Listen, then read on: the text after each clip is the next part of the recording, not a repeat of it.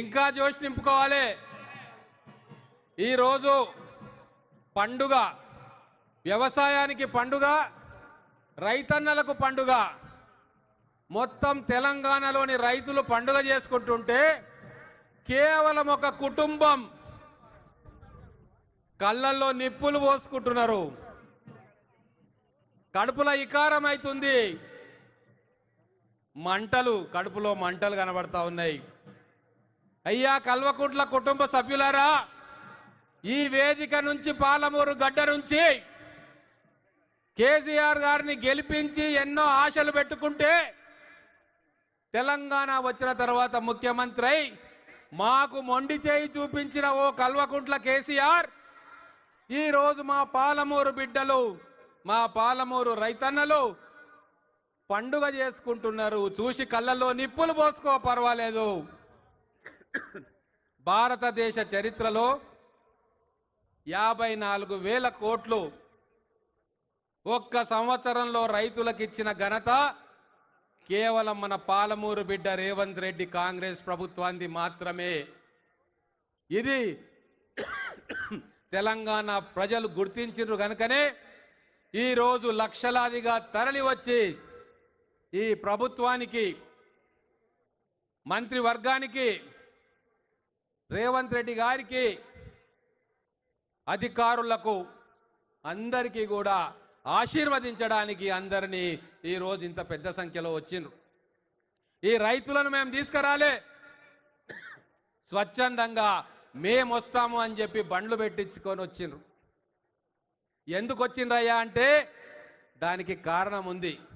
10 సంవత్సరాలలో రైతులు ఏం చేయాలి, ఏం పంటలు పండించాలి, అధికారుల ధర్మం ఏంది, వృత్తి ఏంది, వాళ్ళు రైతులతోటి ఏం మాట్లాడాలి, అవన్నీ మర్చిపోయిండ్రు. ఈ 10 సంవత్సరాలు కేవలం రైతులను, రైతు బంధు వాళ్ళ మొక్కాన పడేసి వాళ్ళను ఓటు బ్యాంకులుగా చూసిరు తప్ప ప్రాణమున్న మనుషులుగా, దేశానికి వెన్నెముక్కగా నిలుస్తున్న రైతన్నల గుండె చప్పుడును కేసీఆర్ ప్రభుత్వం వినలేదు. కానీ ఈరోజు 22 లక్షల మంది రైతులను ఒక్క మీట నొక్కితే వాళ్ళను రుణ విముక్తి చేసిన ఘనత, 18,000 కోట్ల రూపాయలు వాళ్ళకి ఇచ్చిన ఘనత మన ప్రియతమ ముఖ్యమంత్రి రేవంత్ రెడ్డి గారిది. కేసీఆర్ రైతుల వెనుక ఉన్న ఓటును చూసిండు. అందుకే కేవలం రైతు బంధును సరిపెట్టి మొత్తం వ్యవసాయ రంగాన్ని భ్రష్టు పట్టించిండు.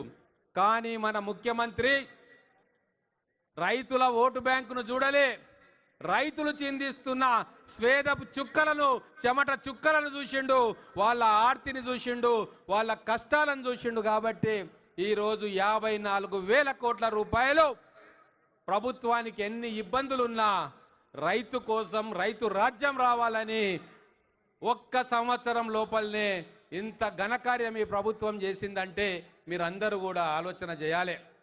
మే నెలలో రైతు పెట్టుబడి ఇచ్చినాం, 3 నెలలు తిరగకముందే రైతు రుణమాఫీ చేసినాం. భారతదేశ చరిత్రలో ఒక్క ఫైనాన్షియల్ ఇయర్లో ఇంత పెద్ద ఎత్తున రైతాంగానికి మేలు చేసిన ప్రభుత్వం ఏదైనా ఉందంటే అది మా ప్రభుత్వం, మా కాంగ్రెస్ ప్రభుత్వం, మా రేవంత్ రెడ్డి గారు, మా తుమ్మల నాగేశ్వరరావు గారు, మా మంత్రివర్గం మంత్రులందరూ కలిసి తీసుకున్న నిర్ణయం. అయ్యా నేను ఒక్క మాట చెప్తా, పెద్దలు చాలా మంది ఉంది మాట్లాడేది. పాలమూరు జిల్లాలో, తెలంగాణ రాష్ట్రంలో సన్న రకాల వడ్లు ఏ రోజు కూడా ఇంత పెద్ద ఎత్తున పండించలే. కానీ స్వార్థంతో ఉన్న రాజకీయ నాయకులు గతంలో వరి వేస్తే ఉరి అన్నారు. ఈరోజు వరి వేసినందుకు రైతన్నలు పండుగ చేసుకుంటున్నారు. సన్న రకాలు వేసిన రైతులు ఈరోజు 1,000 కోట్ల రూపాయలు బోనస్ రూపంలో వాళ్ళ అకౌంట్లోకి పోతా ఉన్నాయి. ఇది ఒక రాజనీతిజ్ఞుడు పరిపాలన చేస్తున్న రాష్ట్రం, మన పాలమూరు బిడ్డ ఏలుతున్న రాష్ట్రం. కాబట్టి ఇన్ని రకాల సౌకర్యాలు రైతులకు వస్తూ ఉన్నాయి. మా మేనిఫెస్టోలో ఎవరు పట్టించుకొని, ఎవరు కనీసం ఓటు బ్యాంకుగా గుర్తుంచుకొని వర్గం, రైతు కూలీలు, కౌలు రైతులు, వాళ్ళ కోసం ప్రత్యేకంగా ఆలోచించి భూస్వాములకే రైతు బంధు వస్తుందా, చెమటోడ్చి పండించే మా రైతు కూలీలకు కానీ కౌలు రైతులకు కానీ వాళ్ళకెందుకు ప్రభుత్వం నుంచి సహాయం అందకూడదు అని చెప్పి మేనిఫెస్టోలో